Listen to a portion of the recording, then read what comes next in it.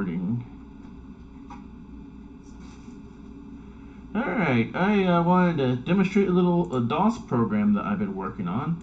Over the last couple of weeks, I've been playing around with an old 386 computer and installing software and playing with it, and I resurrect my interest in programming in QBASIC. I want to write some, DOS-based games, and I figured start with QBASIC, and then maybe later on go into C.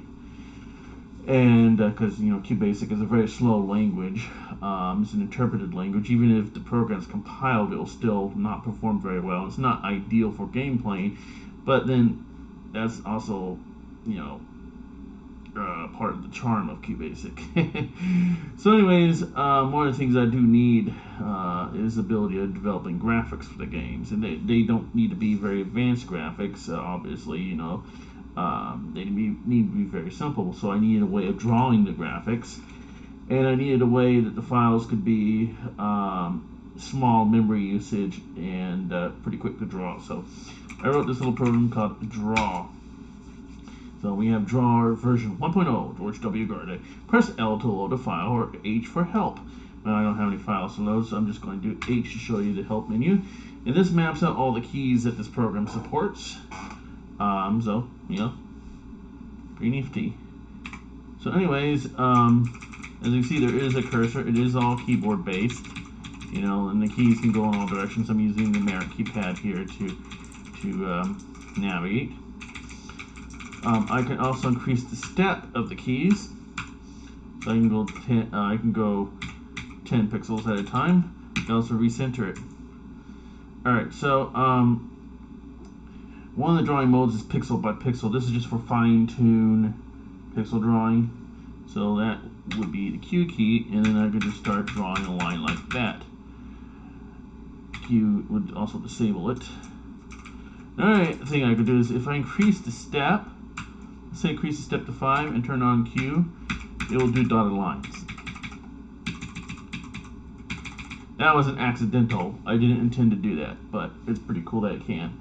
Alright, now you notice the blue box going around the screen.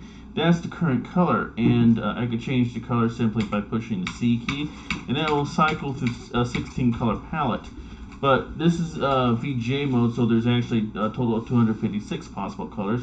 So I also have a color palette that you can cycle through. So I can actually go say, hey, I want to choose a color for this palette, and I can choose, let's choose this nice little purplish pink color here. And let's draw another shape, a line. So I'm going to draw a line. So let's tell it to start drawing a line. And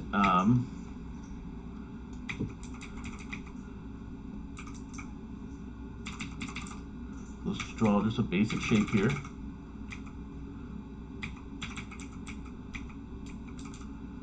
And we're done with that shape. We can also fill things. So if I push the F key, it will fill. Alright.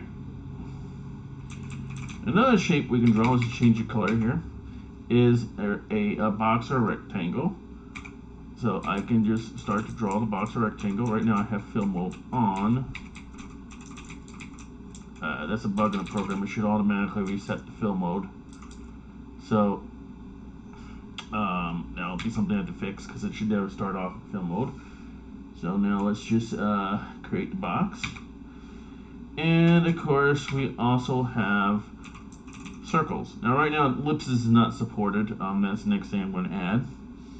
But right now it's just circles. And ellipse is just basically a flattened out circle. So it would just be something. See, right now I'm increasing the radius of the circle by using the left and right mouse button. Okay, or right, not mouse button, keyboard. So if I'm going left, it makes it bigger. If I go right, it makes it smaller. I'm going to be doing ellipses by using the 8 and 2 up and down keys. So yeah, now I can do this and finish drawing the circle. Alright, turn off circle draw. And then we can actually save the file. So we can say test, and it'll, and I'm saving to a floppy disk too. So anyways, the file saved, and I push I to show the information. This has a total of 37 elements. So let's quit out of this. Let me show you what the file looks like. So type test.drw because it has an extension, and it's just a bunch of gibberish. Gibberish.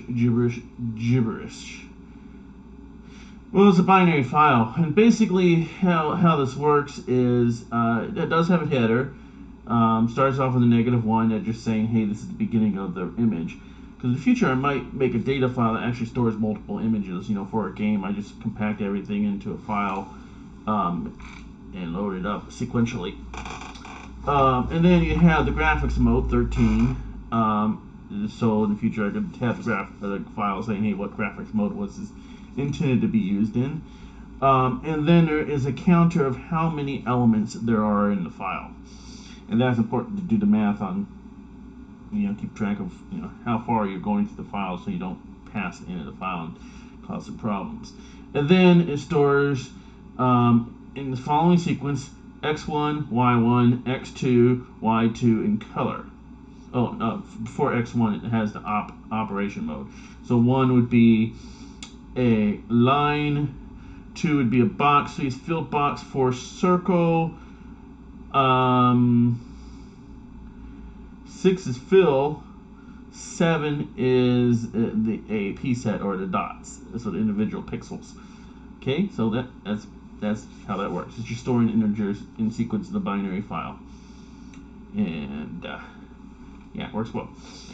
I also downloaded some QBASIC games that other developers have written, and there's this one guy that wrote a game called Red Baron. It's like a little space game, and he had some graphics in it that were quite good, and I liked. And but yeah, he did his graphics is he drew them with using basic shapes like my draw program does.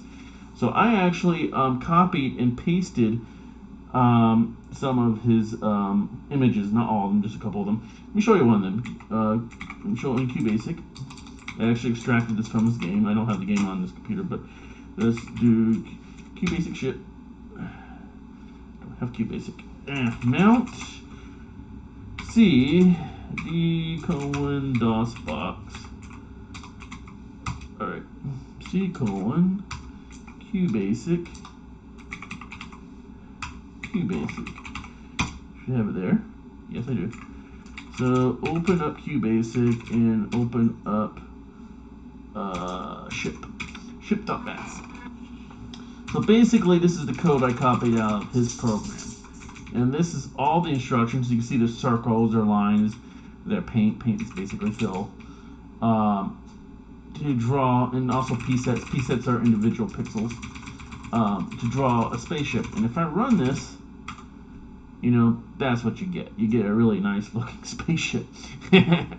So they're like, that's cool. But he also had a program, an image as a sunset background.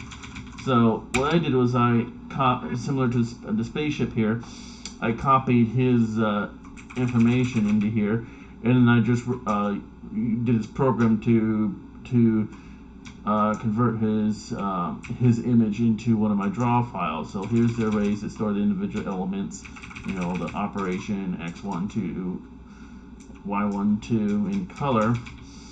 Here's a counter, so I'm just adding, here's a box, filled box, line, circle, fill box, line, all those elements. Save a file called sunset.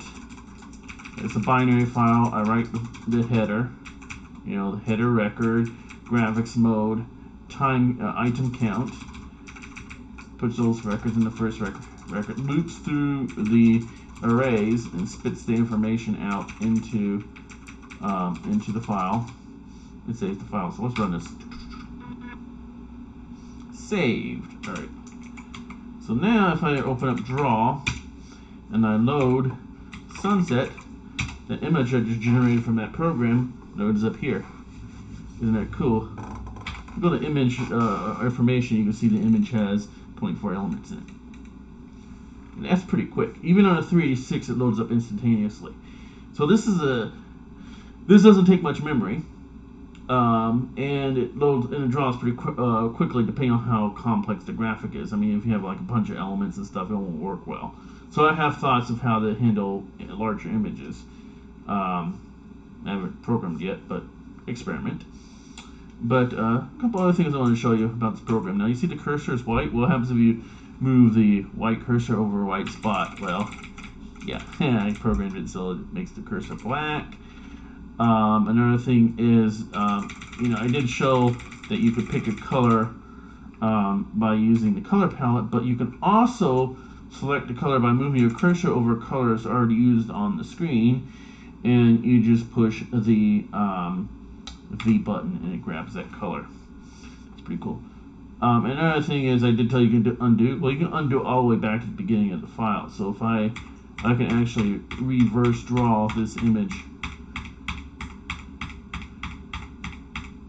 So you can actually see that. So that's pretty cool. Sunset. So that's my little DOS draw program.